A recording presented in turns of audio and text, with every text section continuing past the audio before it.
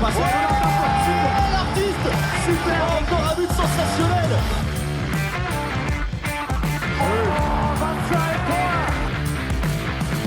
That's a brilliant bit of follow-up play by Mahe.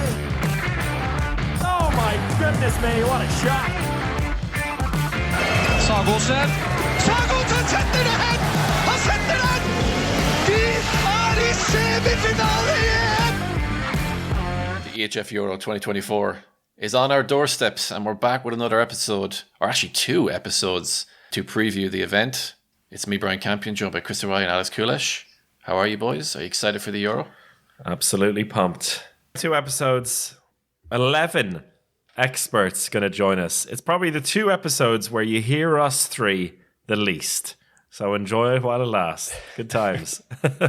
I'm pretty excited for the biggest European Championship ever. The biggest championship ever. Is that fair to say? This one in Germany, 24 teams, a world record attempt for attendance. And even when you just look at the arenas, the smallest arena is the 12,150 Olympiahallen in Munich, going up to the 54,000 in the Merkur football arena. And between those, there's some big stadiums that are going to be pretty full. It's going to be good. You want a little tidbit, a little piece of history here. One which I was waiting to see if Björn Pazen would mention in our upcoming Group A preview. The very first indoor Olympics final, 1972, was where? The Olympiahalle in Munich. And it's back in its home in a place, part of Germany where most people say there is no handball. It feels like it's been a one-man band of Dominic Klein trying to make handball happen in Munich for the last 5 years or so. Well, now it's finally happening. And I'm particularly excited to be going there for the group phase. I think it's going to be a good time. But yeah, looking at the arenas, it's an ambitious tournament. Fans are actually going to be coming in from other countries. It's kind of got that Final Four feel, but for the whole championship, which is really exciting. Yeah, and I'm sad not to be going there. Sad not to be going. There's two men on this podcast who are going to be in the arena. Yeah. One of them is going to be stuck at home in America, dreaming of the European heartland of handball. But that's okay. That's okay. Because for the first time in a few years, since 2020, we're not the official podcast for the Euro. Gone rogue by hook or by crook, we're going to be there delivering content, whether it's me and Brian on site or Alex from afar. And it means we can we did whatever the hell we wanted before, but now we can do whatever the hell we want even more. If you thought our hot takes were hot before, they're going to get really, really hot for this tournament. Well, I'm not sure about that. We're still working for the EHF. But what do we do today, Chris? We have the first... I'm not working for the EHF. I'm ready to get the hottest of takes out. Get the hottest of takes out. And you have to join us on Patreon to hear the hottest takes and support us in this championship. I know many of you are already following us on Patreon, following everything we're doing, so we do appreciate that. But lots of bonus content, our fantasy league, our Discord, lots to come throughout the championship on our Patreon. So patreon.com/handball hour to follow us for just $3, and you can you're there for the whole month of the championship and onwards. So thanks for following, and do join us if you want to hear more of us giving amazingly hot takes. Yes, and already some hot takes coming up in this first preview podcast, where we're going to go through Group A, B, and C. Just a quick intro into the tournament. 24 teams, as we mentioned earlier, 6 groups of 4. The top 2 teams from every group make it through to the main round. So it's a lot more cutthroat than the World Championships, where the top 3 make it through. Only 2 from every group. And then into 2 main round groups of 6 teams, where again, only 2 more teams progress into the semi-finals. So there's really no messing around here for the big teams. 1 defeat and your championship is in real jeopardy. Also some qualification spots for the Olympics up for grabs. So it's a huge tournament in that regard as well. And it's going to be tense all the way from the opening day, where we have Germany versus Switzerland as the main event, down to the final day, where it'll be Denmark against somebody. Let's find out who will be Denmark's opponent in that final, or even if it will be the case. Okay, so we start with Group A, and with France, Germany, North Macedonia, and Switzerland, and two of our favorite people to speak about these teams, the top teams in it, France and Germany, are Kevin Domas from Hand News, and also the French Federation at this championship, right? Hello. I have many shirts, so I don't know which one to pick. So pick the one you want. And no better man to join you for that than Björn Pazen, who I shouldn't even bother starting his list of clients. Björn, you're in Kiel at the moment. Yes, exactly. I'm in the world-famous media room of Wunderino Arena, or how you call it before, Sparkassen Arena, or Ostseehalle. No matter how old you are, you know the old names. Yes. And tomorrow we have the final test of the German team against Portugal. The first one was a 34-33 of the good first half. And tomorrow is the rematch before the big fight against Switzerland starts in Düsseldorf.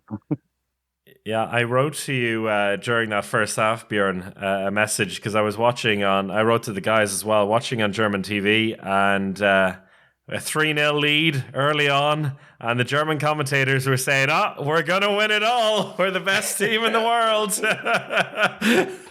Classic German hype being built. Yes, in the end, they were +6, and they were just talking about which team will face us in the final. No, it's not like this, because we know that we have no chance against Denmark in the final, but it's okay. In this constellation, you're qualified for Paris. No. Finally, the joke ends.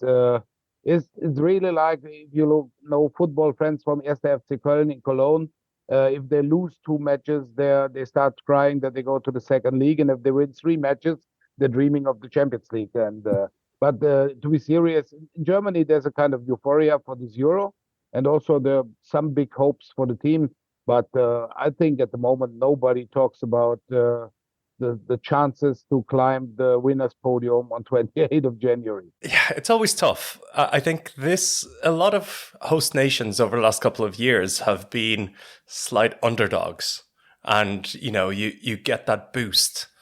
With Germany, they should be an underdog, but they're treated like an overdog, a favorite straight away. So it always feels like there's going to be kind of a bit of added pressure. But I think this team has had quite a lot of pressure for a long while. And they've known about this competition. And it feels like the players that they have out there are good enough to withstand it. You look at their top players in terms of Yuri Knorr, of course, and Julian Custer. These are guys who they've taken their punches. This team has taken its punches. And I think they're almost ready to handle the pressure of a competition like this. But there's still some gaps in the squad overall. They have some talents, but there's some gaps in the squad. What do you think might be, who are the players that need to play a lot better than they usually do for Germany to succeed? Just one thing before we talk about the squad. I think one sentence which says it all, which is the gap between Germany and Denmark. After the German team lost 2 times by 7 goals against Denmark in the Euro Cup, and the Denmark played with 2 completely different teams. Alfred Gislason said if Denmark would be allowed to play with 2 teams at the Euro, both go to the semifinal. Mm-hmm. So with the German team, but looking on the German squad, you see, Andy Wolf was out for 3 months or 2.5 months at the beginning of the season, but he's getting better now. It's really, when you saw him in the first half against Portugal, it was 80% of the old Wolf. So there's still room for improvement, of course. But you see, last year, Yuri Knorr was a little bit different to Yuri Knorr this year, because last year he was on a high flyer with his club. With Rhein-Neckar Löwen, they had a brilliant start. He was the man of the match, all the matches. And now they have some problems in the league. But I talked to him. We had the media day of the German team today, and I thought I can switch it now. So if it's not that good running with Rhein-Neckar-Löwen, then I'm 100% at the national team. There's no problem for him. So where we can see, when you see the strength of Germany, definitely it's the goalkeepers. It's the middle block if it's Goller and Köster, and definitely it's the line player and the inspiration of Yuri Knorr. So positions where we really don't know where we stand at the moment are the wings. We have Lucas Mertens from Magdeburg. He's now the number one on the left wing, because Runa Damke is a little bit injured, and on the right wing it's Timo Kasterning. He was out for a year after a heavy knee injury, but he's getting better now. So I think that when you see the wings, the right wing this time with Timo Kasterning looks a little bit better, but Mertens, if he gets a counter attack, he scores. So the question is how they switch from defense to attack. So Gislason wants to play a real fast handball, and he does not want to make any changes of defense and attack. This means he has some tactical options he might use then. But in general, they have to have a high speed in both directions. And you have to see what is the option if you need to give Goller and Köster a rest in the middle block, because there are not that many options. Henrik Pekler is out for the Euro. He said he will not play anymore for the national team. So then you had an option with Marian Michalczyk. He's out with injury now. So there are 2-3 players like Sebastian Heimann or Yannick Kohlbacher who can jump in the middle block, but it's really, there will be a gap in the middle block if Goller and Köster are not on court. And tell us, Kevin, what's the general opinion on this German team in France? Are the French shaking in their boots, or are they already looking past the group phase a bit? No, they're not afraid of the German team per se. Like the feeling is that Germany have got a couple of world-class players, Andy Wolf and Yuri Knorr being the two obvious ones. But they're afraid of playing Germany in Germany. See what I mean? I mean, we remember 2019 at the World Championship, and I think Germany was a much better team back then. They had Uwe Gensheimer, they had Kai Effner, and they had a couple of really, really good players. And France got a draw at the last second. So they're afraid of playing Germany in Germany. They're not afraid of Germany per se. But Guillaume Gilles and the boys are really aware that this is going to be the first turning point of the competition for them. With no disrespect to North Macedonia, with no disrespect to Switzerland, France should be able to win these games like pretty easily. But if they want to make it to the semi-finals, they have to take 4 points with them into the main round, and that means beating Germany in the last game of the preliminary round. Goalkeepers is a thing we always talk about, France. And this time, Really? I think we have we have a good news story. And it's a player that I know you, Kevin, have supported for quite a long time. Samir Belhassane, who, after many, many years in the French league, finally got the move to Kiel, has performed incredibly well, especially in the Champions League, where he's averaging something like 34%. Really amazing, and has finally broken into the French squad. So, is he the final cure? Is he the last weakness solved for France? It's funny because I was listening to Björn earlier, and he was saying, "Oh, we've got certainties on a couple of positions, and goalkeeper is one of them." France have got a lot of certainties on a lot of positions, but goalkeeper definitely isn't one of them. To be honest, I doubt Samir Belhassane is going to be like in the 16 players that are going to be playing the opening game on Wednesday. He's only played a couple of times with France against opponents such as Italia and such as Lithuania. So it's unlikely to see him being on the starting list for the first game. The fact that Vincent Gérard is out is a massive question mark for France, in the way that they actually No one actually knows if Rémi Desbonnet and Charles Bolzinger are able to deliver at the highest level with such pressure. It's one thing to be good in the Champions League every week. It's something completely else to be good with France at at the Euro or at the World Championship. So I'm sorry to disappoint you, Alex, but I don't think you're going to see Samir Belhassen at the Euro, except if there is some kind of injury. He will probably be on the plane, but I doubt he will be on the court. Wow. It's very interesting. Big call. A combined 38 caps for the three French goalkeepers. So, you know, it's not like Charles Bolzinger is going to be holding that spot. You know, I think Guillaume might be switching around if anything goes wrong or if anything. And it's actually fun because Vincent Gérard has been given like a lot of discredit. Is that a word in English? Yeah, shit as well. He's been given a lot of shit in the past few years for not being able to deliver, you know, in the final weekends.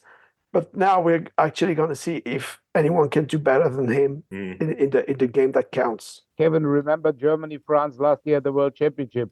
Germany was so good, and then came Bonfoy in the goal, which I had not known before, and he saved 48%, and France was in the semi-final. That's true. That's true. But I mean, if you compare the level that Andreas Wolf is able to play at and the level that Desbonnet and Bolzinger are able to play at, there's still quite a huge gap. If you see what I mean. I mean, it's like comparing Dikamem to, I don't even know who's the right back for Germany. That says a lot. That was where my question to Björn, when I said, is there any weaknesses? I was kind of looking at that right back position, and Björn just failed to mention any right backs because he didn't even want to get into it. I just want to correct Kevin a little bit when he said in 2019 the team was better, and now Häfner's out. No, Häfner's still in. Yeah. He's just 34. That's all. So Häfner, Wolf, Damke, and Kohlbacher are the last survivors of the European champion team in 2016. Häfner's still in. Yes, when we talk about right backs, funny enough, there is an option. There's which I want to mention is that we have 4 players which become under 21 world champions last summer in July, and for the first match they had not been nominated, and there was a kind of storm going through handball. Germany said, okay, give these young guys, give them a chance. And now when you see how they play, like for example, Nils Lichtlein as the line player, as the center back of Füchse Berlin, David Späth as the goalkeeper of Rhein-Neckar Löwen, and we have the line player of Hannover, Justus Fischer, and then we come to the right back, Renas Ušins. His father was the Latvian national coach. He was born in Latvia, but he grew up in Germany. And when you saw him in the first match against Portugal, Häfner had some stomach problems in the week after Christmas. Maybe he had a little bit ducked too much, or I don't know exactly. So, and he was out after 42, 43 minutes. And then this 21-year-old Renas Ušins came, and he scored 5 from 5. And of course, the right back is a problem since players like Weinhold are out. But we have a very young talent, and he's not afraid of anything. So he was the team captain of the under-21 world champions, and he was in the all-star team when they got European champion of the under-19. And you will see those 4 young guys, they're so happy to play. And I would say that they can have a real impact on the German game. I wanted to ask you the reverse question that I asked Kevin. So, like, what's the general opinion in German media of Germany's chances against France? I mean, with all the hype that's involved in the tournament, did it feel like they could do a number against France, or is it still a bit out of touch? So when you see the last matches in competitive matches, so France was always the stumbling stone for the German team. To be honest, the German team at the moment is really afraid of Switzerland, of the opener, because when you see the Swiss team, the starting 7, they're all Bundesliga players plus Andy Schmid. And Andy Schmid made the joke, oh, sorry, what happens if we crash your party? And so there's really, in one match, Switzerland might beat Germany even. And nobody talks about France at the moment. We say, okay, we have to win the 2 first matches, and then we have a kind of group final against France. And I would say from the roster and from the names, France is the favorite. But in Germany, the people count on the atmosphere. On when you have, so you play in Berlin, you have 14,000 behind you, and then you go to Cologne, and then you have 20,000 behind you. And good for France is, my favorite is statistics. German men's A team played 12 matches in Lanxess Arena in Cologne and won 12. So this is good that we don't face France there. So it would maybe be the first defeat. So I say when you listen to the people that say 1 point against France would be brilliant, because then we still have a chance to go to the semifinal. I think nobody at the moment expects Germany to win against France. They hope for it, but really the first thoughts are only about Switzerland at the moment. And I think rightly so, because there's a big. I think you mentioned it there, Björn, and we don't have to go over the whole list of players, but I mean, Schmid, Lucas Meister, Lenny Rubin, the two Zander boys, Manuel and Samuel, Nicola Portner in goal, Marvin Lear. These are all players who know how to play handball, and they know how to play German handball. They know how to play it, and they know how to play against it. Would that be the biggest disaster in German handball history if they lost that opening game in front of a world record 53,000 people? So the funny thing is, the last defeat against Switzerland after 20 years without a defeat was, funny enough, in Düsseldorf 4 years ago. So, not in the football ground, but in the normal arena. And it was the first ever national team match of Timo Kastening and Johannes Goller. And when they heard we play against Switzerland again in Düsseldorf, it's time to take revenge. So no, it's really when you see the Swiss roster, as you mentioned it, Gislason always said, we had this media day today, and he was asked by 100 journalists the question, what is your personal goal? And he only said, beat Switzerland. That's all. So the thing is, it would be kind of disaster, because everybody's hoping for a big party. So, after the match, there's a party for 7,000 fans in the football arena to celebrate the start of the Euro, and it would be really crashed. And you have to see that in the constellation of this group, you have 3 days to your next match. Usually you lose a match and the next day you play and have a chance to win. So then you have 3 days to recapitulate the defeat against Switzerland. And then you still have to wait for this match with North Macedonia. So, and I would say the German media, they would not be very humble to the team if they lose against Switzerland. I just love that 40-year-old Andy Schmidt, who has never really won anything. Let's be honest here. Provides so much fear to Germany. It's just beautiful. And the thing is, I'd be scared if I was German too.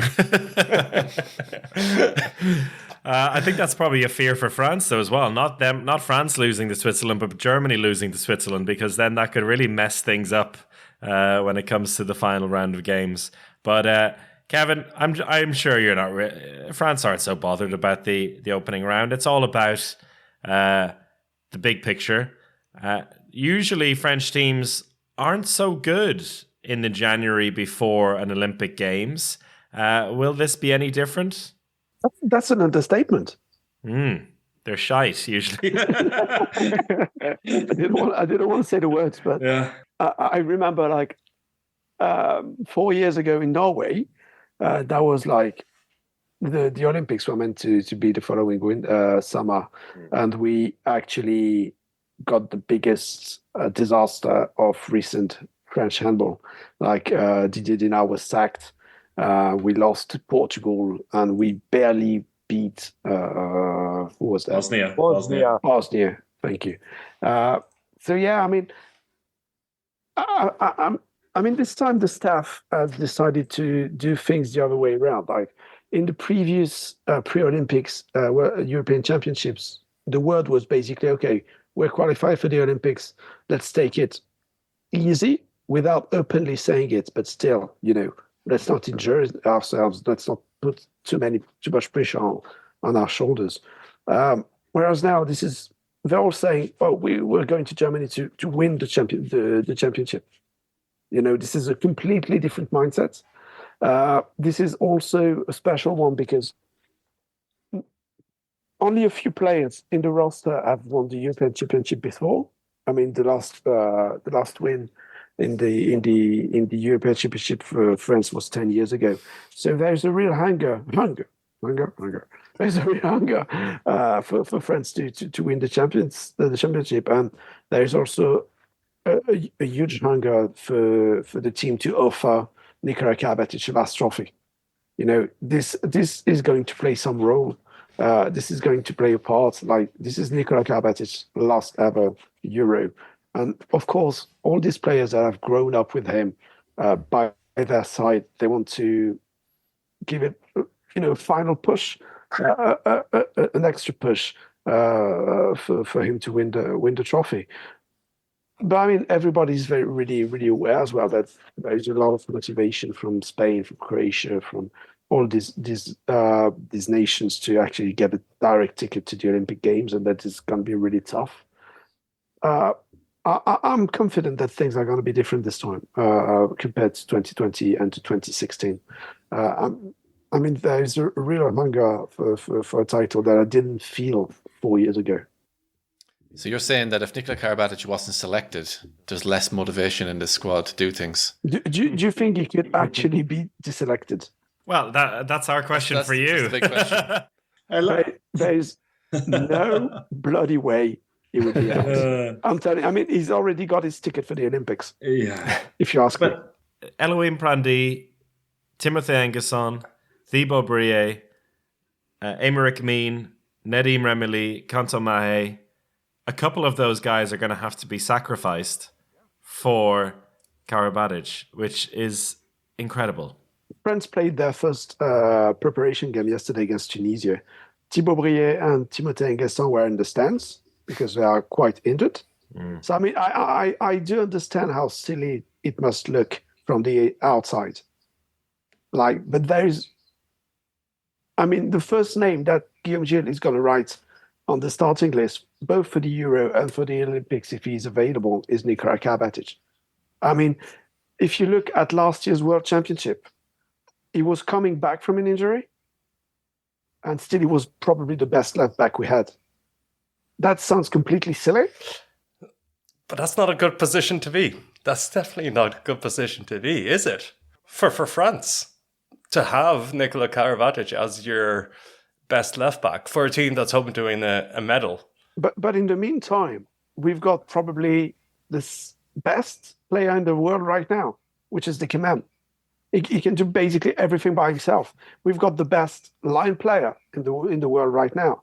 We've got the best right winger in the world right now. I think Yanis Len is at this level.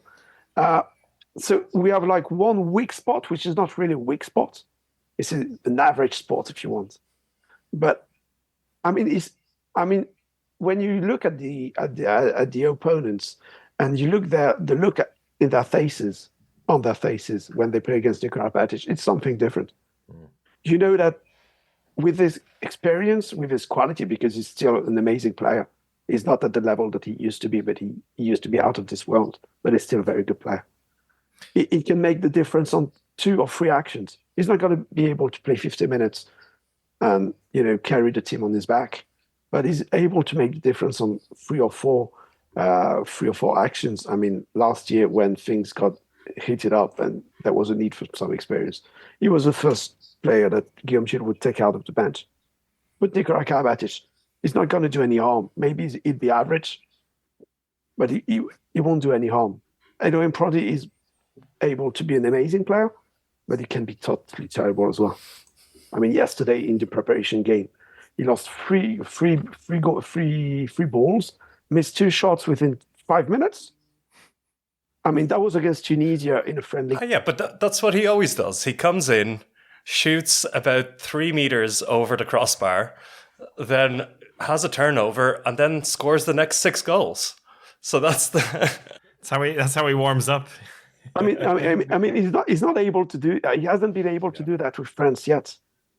Timothée Nguessan has always had physical problems, and he's never been able to play for a whole tournament. And Thibaut Brie is going to be a really great player, but still, he's quite green. He's quite young. He misses a couple of seasons behind him, so he can really. I mean, I mean, I have absolutely no doubt he will be on the plane for Düsseldorf on Monday. It's fun because Björn was saying that all the German medias were asking for young players. Bring the former U21 players to the A team. We are completely the opposite. Like that would be a national disaster, national crisis, if Guillaume Gilles even thought about leaving the Karabatic in the stands. I mean, no one would understand.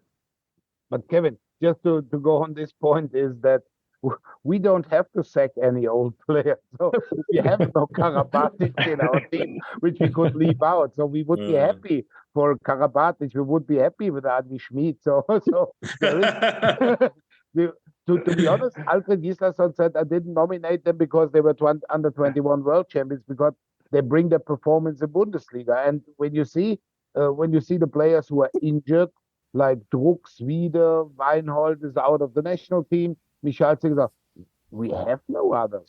That's all.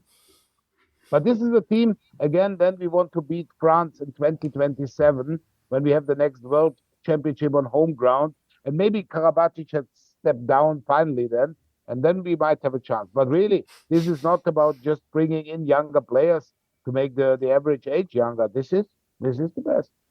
Yeah, but I was just saying that basically every handball insider, I mean, is really like clever, and it seems very obvious to everyone that Nikola Karabatic is still probably our best asset on the left back position.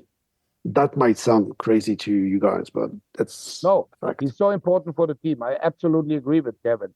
And it would be a shame to have a tournament without him. It's going to happen soon. Enjoy your toilet class. Yeah, exactly. Right, we'll wrap up then with the dreaded predictions, gentlemen. Your tips for gold, silver, bronze, and the MVP. I'll go with Björn first. Okay. I was thinking first, of course, you will ask me about the German performance. I'm very humble, and I would say they are still on court on 26th of January, but I don't know if they open the day or not. So you mean the sixth place playoff, Phoebe? Exactly. This is also have a nice match. We have 20,000 people in Nedzad Arena, and you face, I don't know, Norway for the 5th position. So if we just see the groups and we go through it for the main round and looking on the semifinal spots, from Hamburg it will be Denmark and Sweden. And to be honest, from Cologne, I see France and Iceland. And Iceland is for me a team which goes for the semifinal this time. If nobody breaks Gisli's shoulder again or hits Magnussen's head or something like this. So if they don't have 18 COVID cases in one day, then Iceland goes to the semifinal. So I say gold goes to Denmark, silver to France, bronze medal goes to Sweden or Iceland, and Germany takes the 5th position. The MVP will be again Matthias Gitzel, because at the moment he's the best player in the world. Sorry for Dika Mem, he's a little bit better than Dika Mem. Thank you, Björn. Kevin? I kind of agree with Björn on a lot of things that he said. I just think that Spain are going to perform again. So my predictions are gold for Denmark, silver for Spain, bronze for France, and Iceland will definitely play the 5-6 placement game. And I think 4th will be Sweden. And my MVP, I don't know. I mean, it's either Gitzel or Dika Mem. If Dika Mem isn't it this time, I think he will be close to winning the MVP award. I have a feeling everyone's going to say Gitzel, so we're putting you down for Dika Mem. Gentlemen, thank you so much for that. It's been a pleasure, as always, to hear from you both, and together even better. And we'll see you at the championship. Thanks for inviting me. guys. Ciao. On to Group B now, which has Spain, Austria, Croatia, and Romania. And there's only one man for this job. It's Nedzad Smajlagic. How you doing, Nedzad? All good. Thank you for having me, and thank you for calling me the special expert from 25,000 that you had today, or will have. Exactly.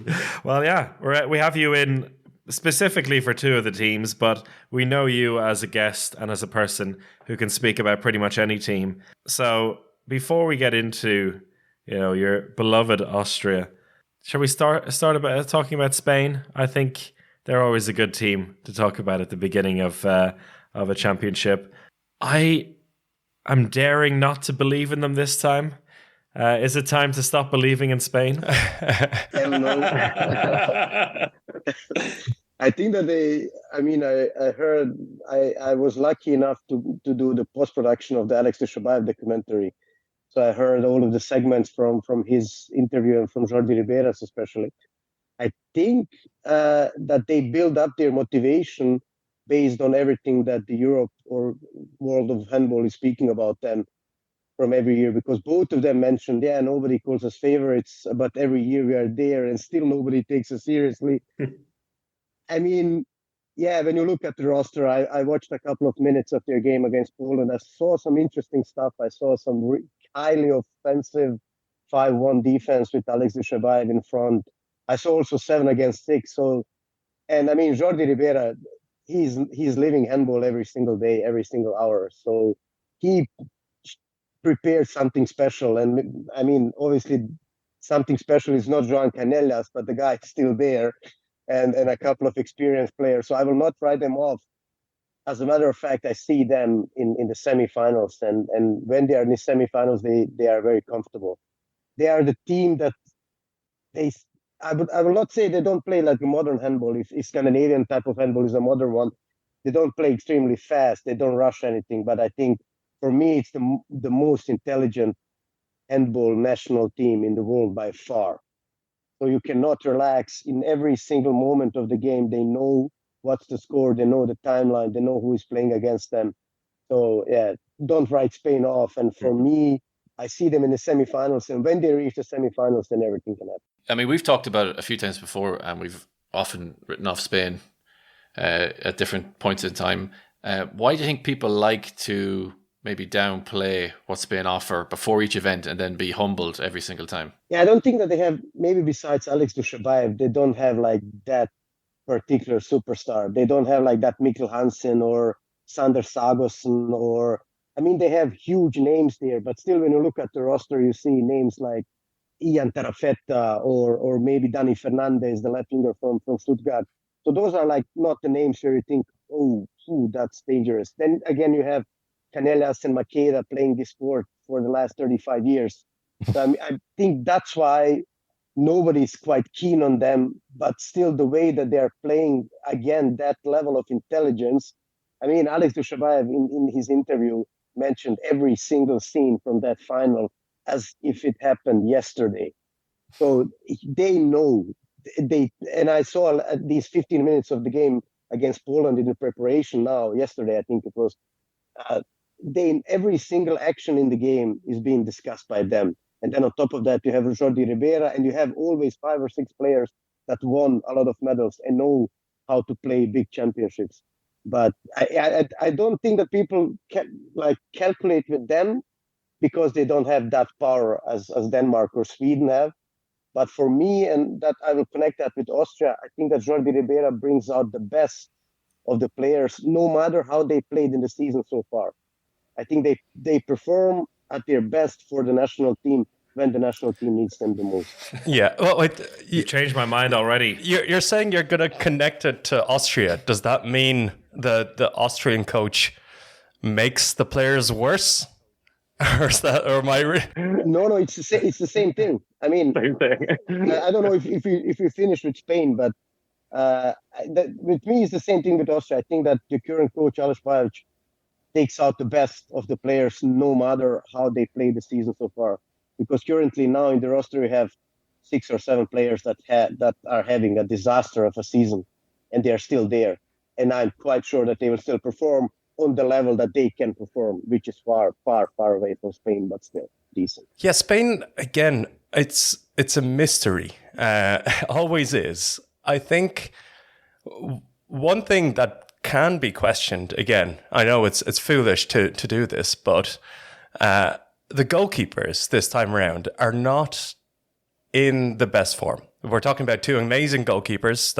Let's not say anything about that, but they're not the absolute backbone that they have. And I think defensively also, their squad, while they know what they're doing, they work together really well, I think they're probably missing a couple of real proper defenders. And, Guardiola at the age of 39 is still going to do the job, but, it might be a bit of a challenge for them. So for me, that's what is kind of gnawing away at me. Are they going to be good enough defensively against teams that will just steamroll them? If you ask me, I think that the defense will not be their problem, to be honest. I agree with the goalkeepers. I mean, I was surprised regarding Corrales. I read a couple of articles that it was his personal choice to not be there.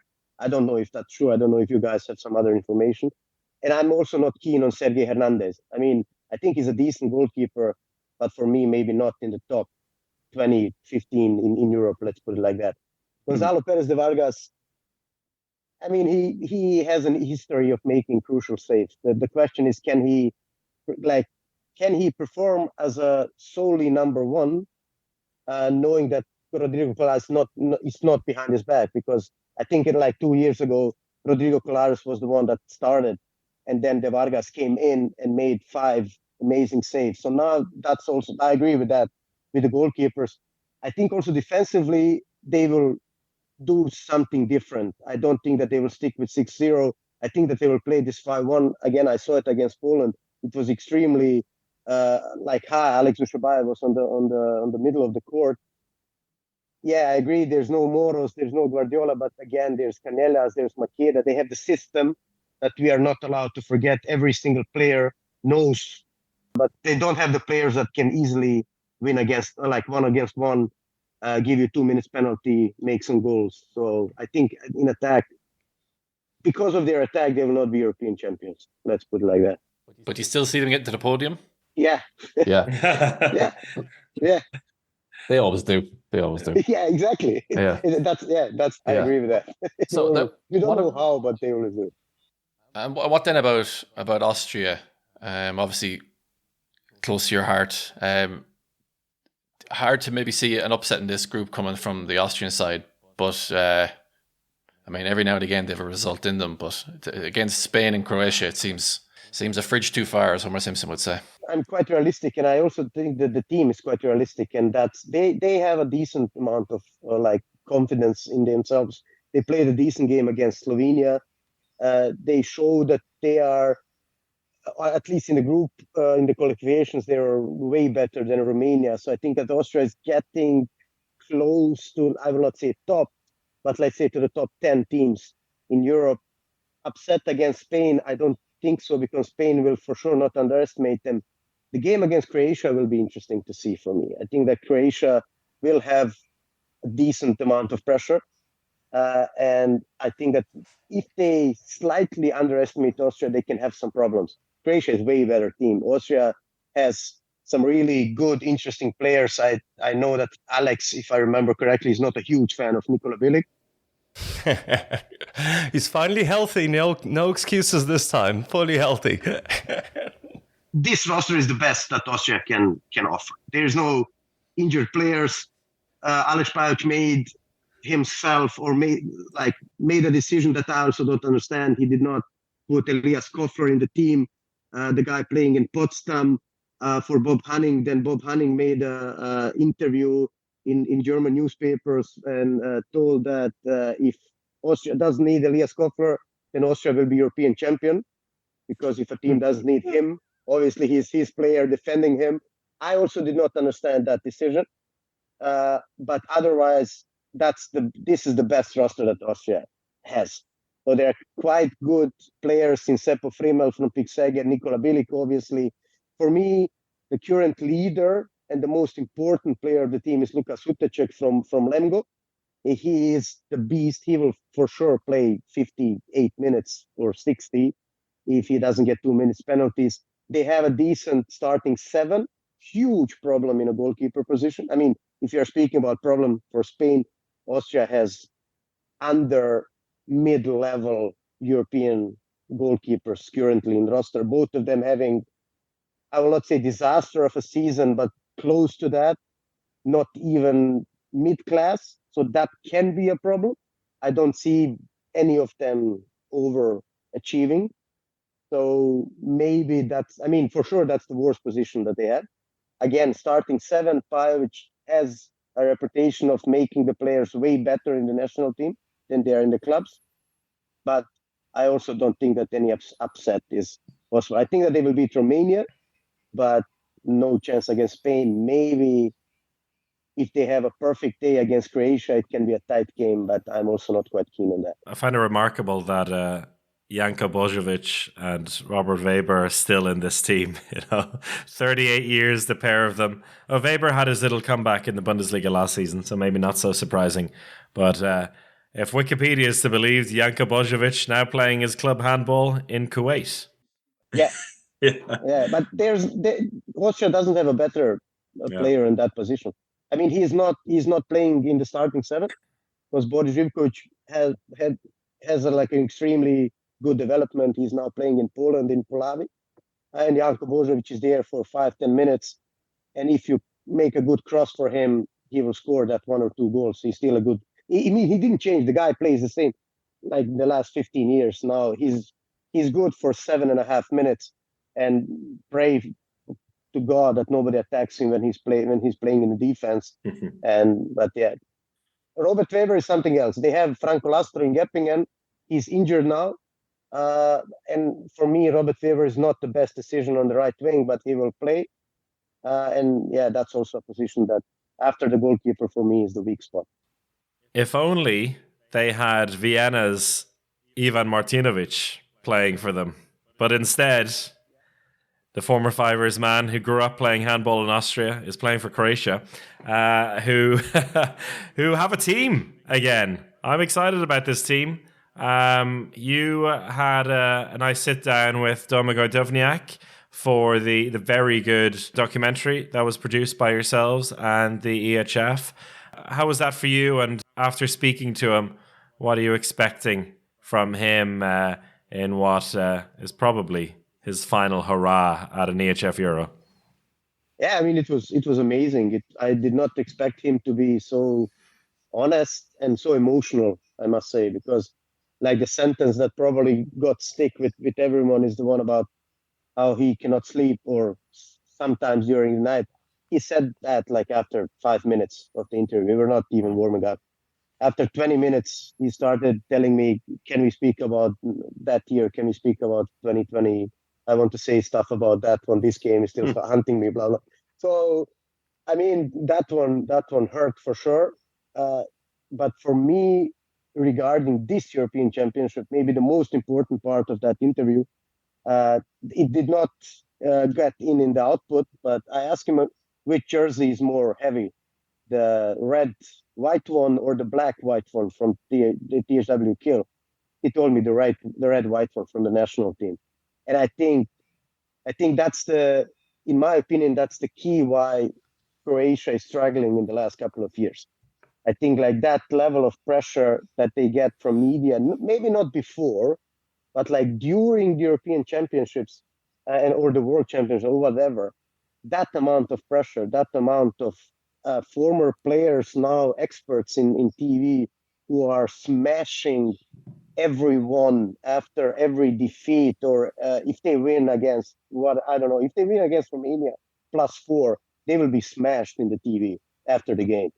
And I think that's the players maybe don't watch it so closely, but I think like that level of pressure. And also on the other side, I don't know how Perkovac will be, but the former coaches, in my opinion, did not have the courage, I would say did not have the balls to put the younger players or to put the players who are in the best shape to lead the team. I think that they need a change of generation.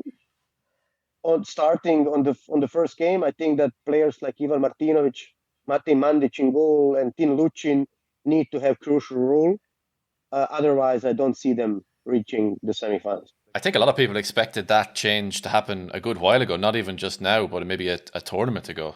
It feels like a tournament of transition for a lot of teams. Of course, it's an Olympic cycle, but it just feels like almost every top team have a bunch of players that probably have bigger roles in the squad than their form shows. So for Croatia, definitely Duvnjak. Sindric has barely thrown a ball all year. Karadzic hasn't been very good. You know, we have Mikkel Hansen and Lauge Schmidt in Denmark. They're taking up valuable roster spots. We have Karabatic starting for France.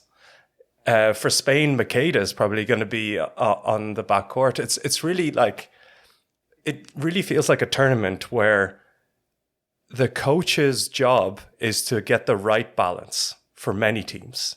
The right balance between allowing the experienced guys who own the team to play while having the courage to take them off, to give them 5 minutes, to give them 10 minutes, and allow the young guys to step in.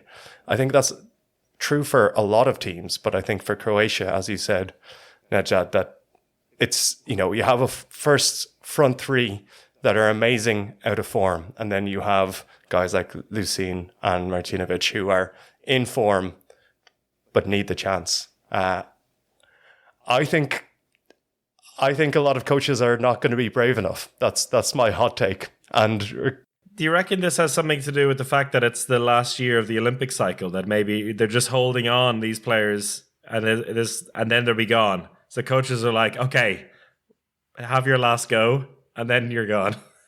Yeah, I think it's absolutely to do with the Olympic cycle, but it's just how big of a role you give them. Like, you know, Karabatic as a player should not be playing for France right now. As a single, just player. As a legend, as a leader, of course, but like, shouldn't be. And I think there's a lot of players in that situation.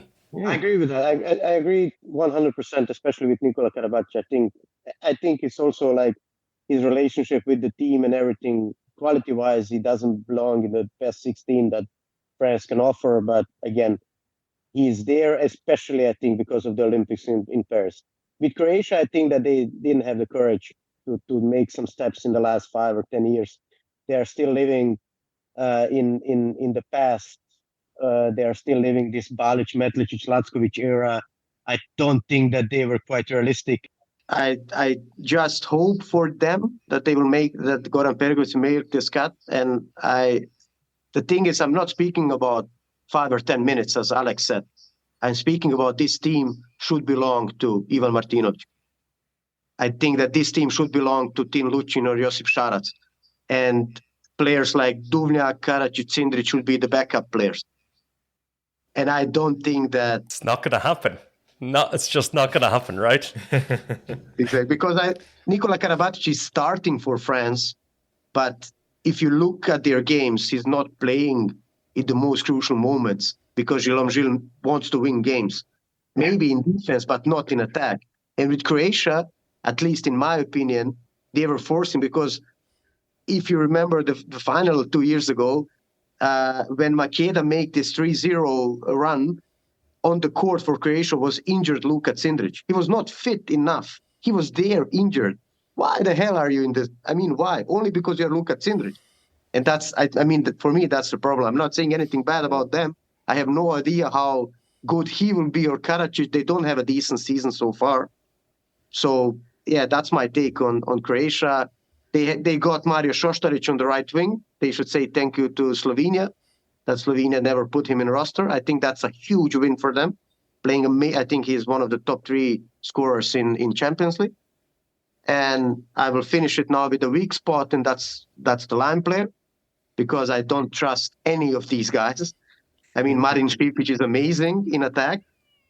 Even more amazing when Andy Schmidt is playing with him. I think I would catch a couple of balls from him. But Veron Acinovic and Kušan are not the line players that you win European Championship with, my opinion. Well, interesting that you mentioned about the still living in the past, and it was the Croatian Federation announced that they no longer want to be called the Cowboys anymore, which had been called since 2009. So maybe that's a sign of change coming. But let's talk about Bosnia-Herzegovina for a moment. They lost to Argentina by 9 in a friendly on Thursday. Was it yesterday? Well, we don't have too long for this then. Yeah, just a quick takedown of Bosnia. This is the first time in my life that I don't want to speak about Bosnia national teams. No, I mean that's the reality. So whoever thinks different, Well, I got in a beef with multiple people in Bosnia because I made a post that this is I will not say worst, but the weakest roster that we had since I'm following the national team. And I mean, the results are confirming it. We have a couple of good players. We have Boric in goal, but don't forget he's struggling in the Danish club playing in the German league called Flensburg Handewitt. You have his brother in Skjern playing a really good season.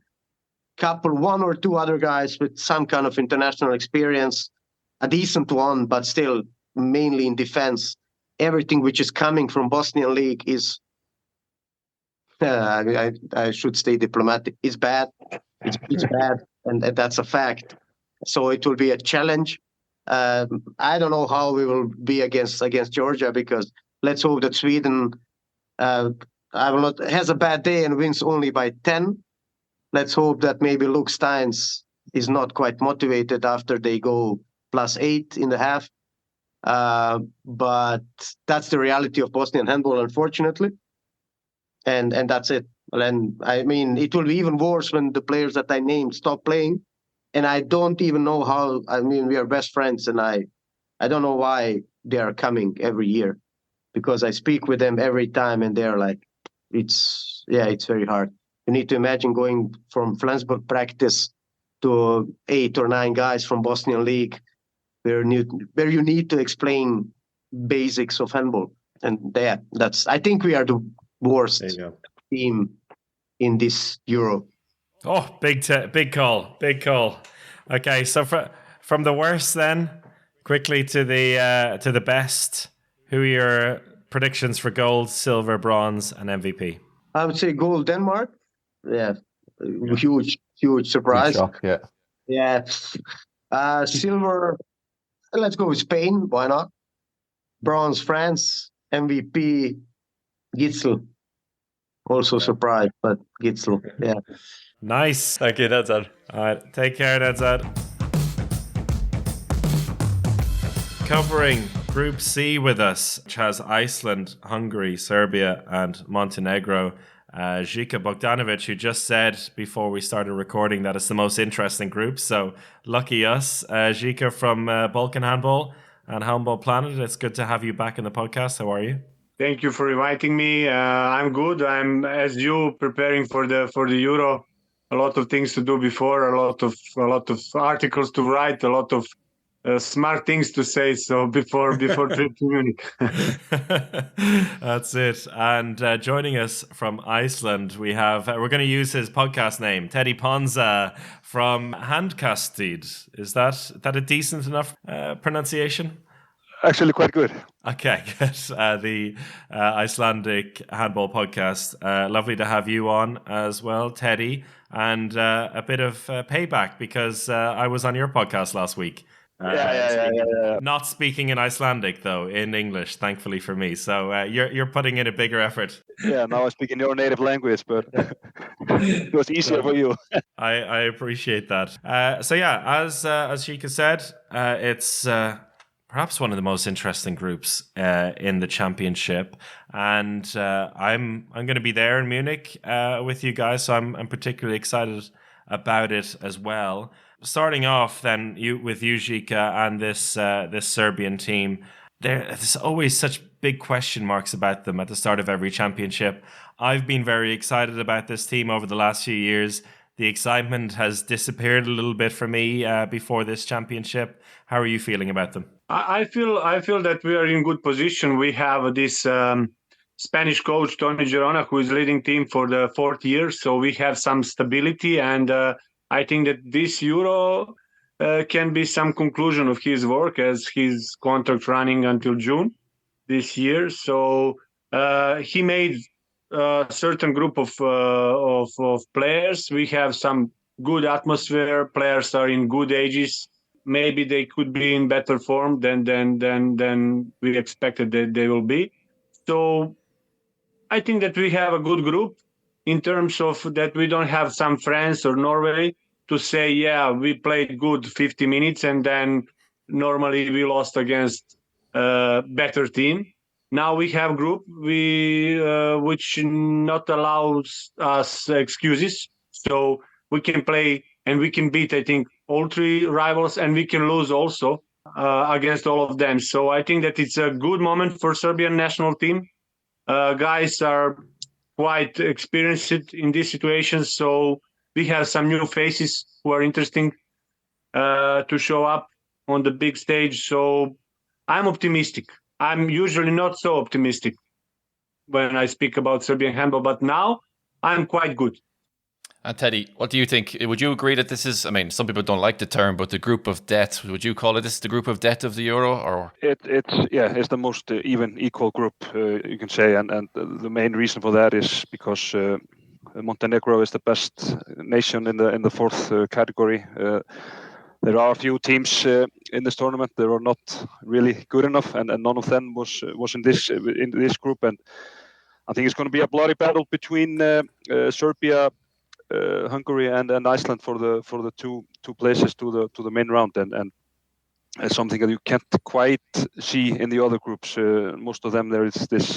You expect the best team to go through, but in this group, it's maybe a bit more difficult to decide which one is the best team.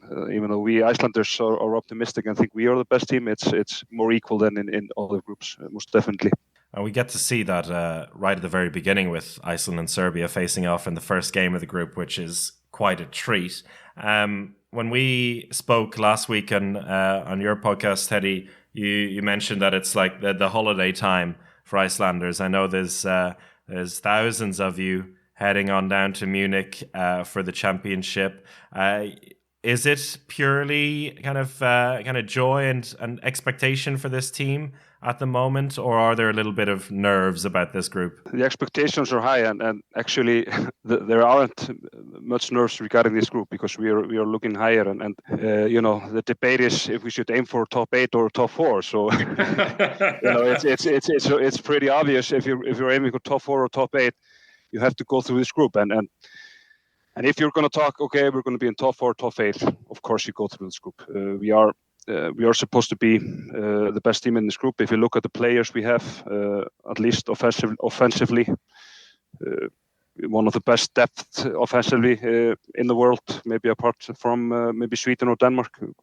Amazing roster there. So we are quite optimistic. We are always optimistic before this big tournaments, but I think we have a really, really good team this time, and now and in the future and the years to come, we can really aim for the semi-finals and a medal that we haven't won since 2010. Not trying to throw petrol on the fire here, but Zika, do you agree that Iceland are the best team in the group?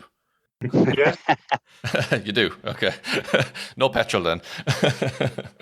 I cannot be blind, they have the best roster, 8 players from Bundesliga and then players from Kielce, Veszprém, Kolstad. So that is how it is. So I know that they are dealing with high pressure and with high expectations. I kept some last year, some arguing between Gudmundur Gudmundsson and Olafur Stefansson about that Olafur spoke about medals and Gudmundur wanted to take pressure away from it. So, but it's normal when you have that classy players. It's normal to expect that you will go high.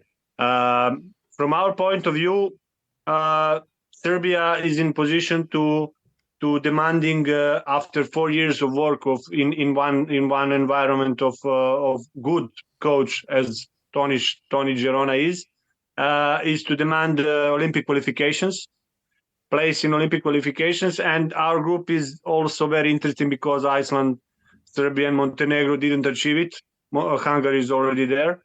So, and if we see the schedule and the whole draw, we know that probably the 10th place at the championship will be enough to achieve qualifications, and I think that is our primary goal at the championship. Iceland is, I agree, Iceland is the best team in the group, but first match in the group, and it will be tough. I think that Serbia is preparing roster and the game plan to run with Iceland, and if we have good Dejan Milosavljev between the posts, nothing is impossible. So Yes, Iceland, in the prime, and we are something behind, but still, I think that we can play good open match against Iceland. Is there something about this team that has really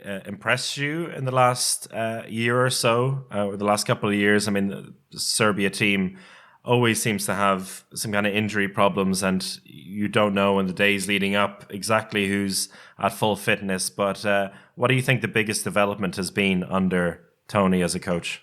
As a coach, everything progressed. I don't know.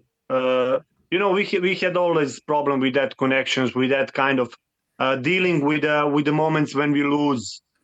That situations during the big championship when the guys, when the Balkan mentality showed that bad side.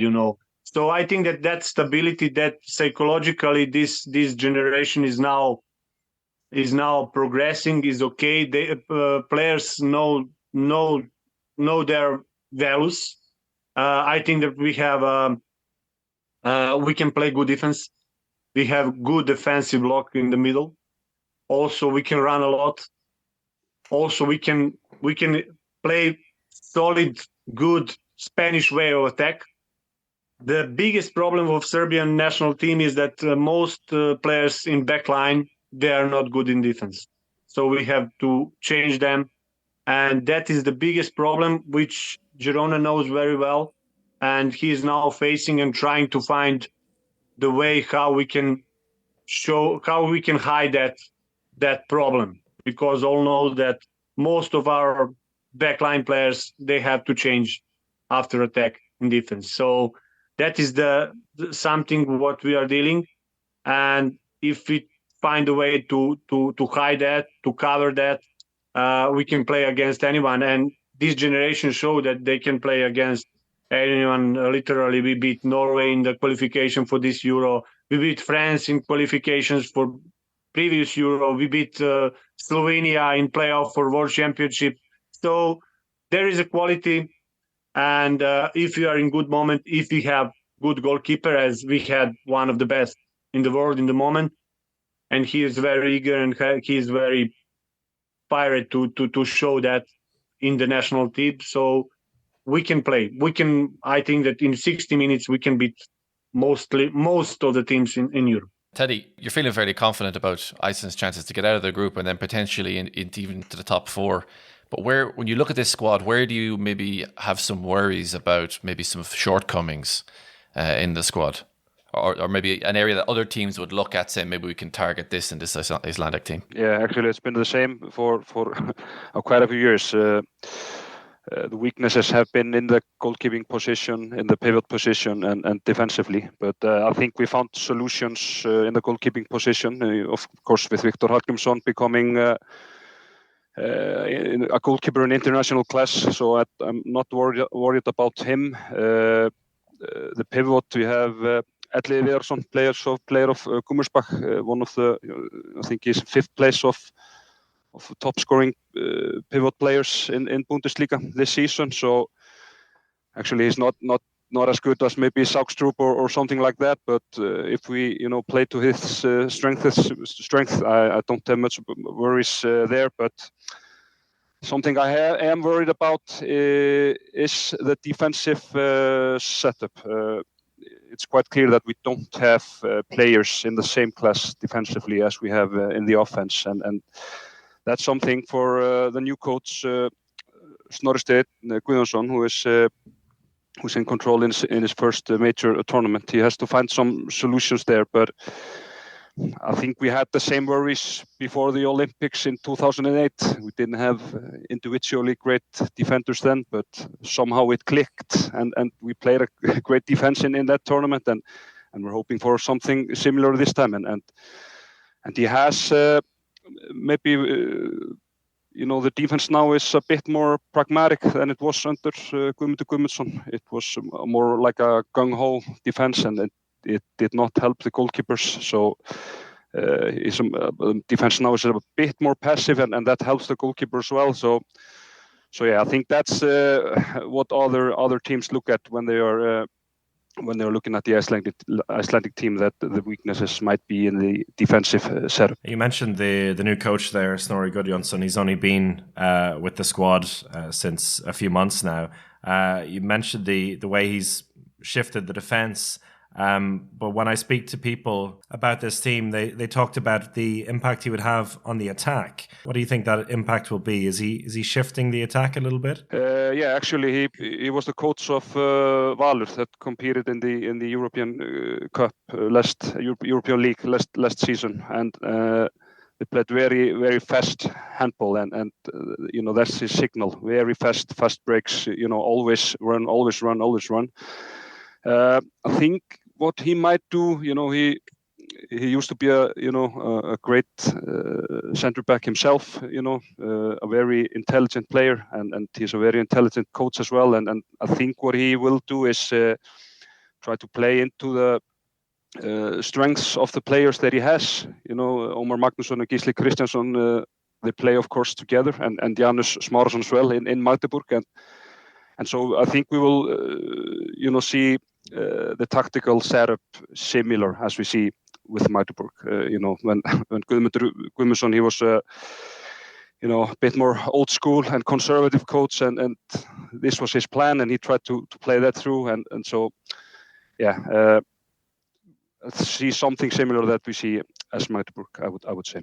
Boys, before we let you go, we have to do something a little bit painful. We have to ask you for your medal predictions. So we'll start with you, Zika. So gold, silver, bronze, plus your MVP of the tournament. Okay. I predict final as last World Championship was.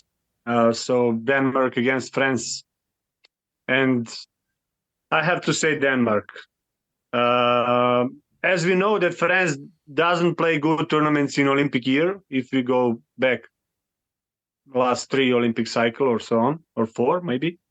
Denmark. The most powerful team with the best player in the world, Matthias Gitzel, definitely. So I give you question about MVP also. If Denmark win, Matthias Gitzel is MVP. If France win, Nedim Remili is MVP. So everything about left-handers. And for the bronze, Sweden, Spain, Germany. Maybe between Sweden and Germany. So leaving Iceland out. Germany. I think we will be above Germany. I'm going to be cocky. No, actually, I think we will be in somewhere between 4 and 6. So we will go for it next year. But top 3, I had something similar in mind. For the bronze, I say Spain. Spain always win medals. If you look at the last tournaments, they're always in the medal places.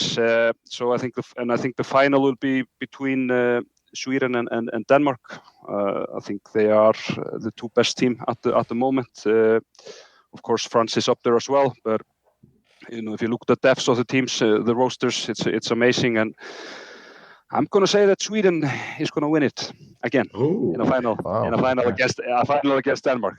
I can't. Everybody's saying Denmark. I can't say that as well. That's good. So that's good. yeah. So Jim Gottfridsson, he will be the MVP. Let's say that, even though he has now a great understudy, so to say, that can share minutes with him in Felix Klar. But I think he will have a injury-free, hopefully, that he was not last year. So I'm going to say Sweden and Tim Gottfridsson. Lovely. Okay, Zika, Teddy, thanks so much for your time and great insight into this group as well. Let's just hope it won't be Hungary and Montenegro going through after all of this, which would be a classic thing to happen at the Euro. But no, great stuff, guys. Thanks so much. Take care. Bye-bye. Bye. Thank you. Guys. Thank you. Bye-bye. That's it for part 1 of our EHF Euro 2024 previews. It looks to be the tougher side of the draw, I think. With groups A, B, and C, there's very few easy games for each of the top 2 teams in each group that are going to qualify into the main round. There's every game is going to be difficult in the main round. And then you have a couple of relatively good teams that will get knocked out and potentially cause some surprises in the first round. So I think it's really neck and neck. And it's not just full of this Scandinavian superstar power. It's, there's real diversity here. So I'm pretty excited. That's all in the other main round group. Exactly. Which we're going to go into in part 2. But it does lead me to a question that comes into my head now. And we've been asking all of our guests for their medal predictions. And we're going to give ours at the very end of the second podcast. But what I want to ask you first is which 6 teams are going to go through to the main round from the 3 groups that we just heard from? I have mine ready. If you want to hear well, you go first then. All right. So I have France and Germany from Group A, Spain and Croatia from Group B, Iceland and Serbia from Group C. Any arguments there? No, I'd say France finishing first, Germany second is a lock for me as well. I'll go Croatia to finish over Spain, but Croatia's starting hot, and Group C is the hardest one to call. I'll say Serbia are going to rattle a few cages, just because I somehow feel when the Icelanders get up on themselves, it never turns out well. So I think Serbia might win that opening game. Serbia and then Iceland second position, just to be a bit different, Yep. Not offering any beers for this one, though. No, that's too early in the tournament. He's saving that for later in the tournament, when we get to Cologne. Yeah. Alex? Something is telling me Hungary. I don't know what it is. They're not that good. They're not that good. There's no expectation, but I think that's when Hungary do something, is when they don't have expectation. And unfortunately, it could be Serbia that don't make it through. That's me putting in my neck out there. I do think that Iceland and Serbia are 2 better teams, but something is telling me Hungary will go through, and then otherwise Spain, Croatia, France, Germany to go through, and then the main round, absolute bloodbath, and we'll get to that another time. Yes, we will, and we'll get on to the other 3 groups in our next podcast. So thank you for listening, and catch you on the other side. Goodbye.